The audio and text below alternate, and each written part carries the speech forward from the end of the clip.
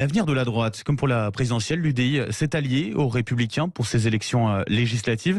Le premier tour, c'est dans bientôt 2 semaines. C'est quoi l'avenir de la droite au sein du Parlement, de ce futur Parlement, de cette future Assemblée nationale? Elle a encore un avenir, selon vous, Jean-Christophe Lagarde, cette droite?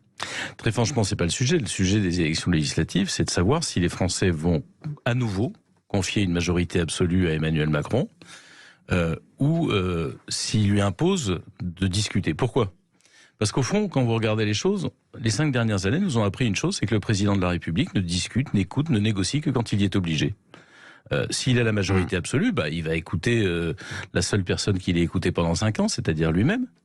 Et je crains qu'en plus, parce qu'il n'a plus de compte à rendre aux Français, il ne peut pas se représenter, ça pousse à de nouveaux excès. Et on a vu quelle réaction ça peut avoir dans la rue. C'était à l'occasion des Gilets jaunes, de la réforme des retraites. C'est-à-dire que vous attendez un quinquennat très dur si la majorité présidentielle passe de nouveau? Je pense que si les Français confient la majorité absolue à Emmanuel Macron, il n'y aura rien pour l'arrêter.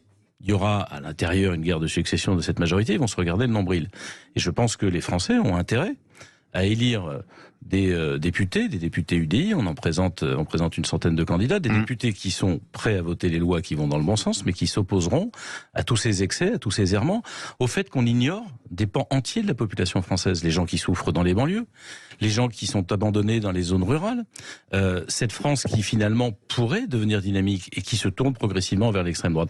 C'est ça pour moi l'enjeu de l'élection législative. On sait tous que, contrairement à ce qu'il raconte, M. Mélenchon ne sera pas Premier ministre, c'est pas le 3e tour de la présidentielle. Par contre, c'est de savoir, est-ce que vous lui donnez toutes les clés ou est-ce que vous faites en sorte qu'il soit obligé de discuter avec les élus locaux? C'est quoi les conséquences éventuellement de lui donner les clés du camion justement à Emmanuel Macron? C'est-à-dire que ça va être un quinquennat qui va renforcer plus que jamais la précarité des Français? On peut aller jusque-là? C'est ça ce que vous dites? Quand vous dites, pour être concret, quelles seraient les conséquences de lui donner des clés? Ce qui s'est passé ces 5 dernières années, c'est-à-dire le fait qu'il ne discute avec aucun des élus locaux, il ne discute pas avec les organisations syndicales, il ne discute pas avec le monde associatif, bref, tous ceux qui peuvent entraîner la France, ce pouvoir vertical que nous avons subi. Nous souhaitons au contraire qu'on puisse décentraliser le pouvoir, le rapprocher des citoyens.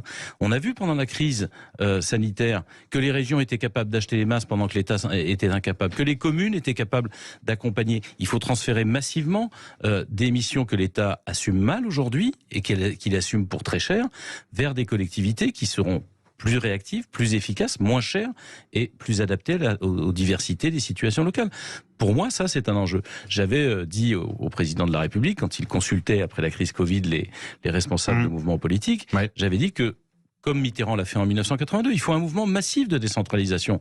Mais on voit bien que sa pratique du pouvoir, elle est trop personnelle, trop centrée, trop concentrée à l'Élysée. Pour que ça puisse se faire, c'est aux Français de se demander s'ils doivent lui imposer ou s'ils veulent à nouveau vivre ces 5 prochaines années.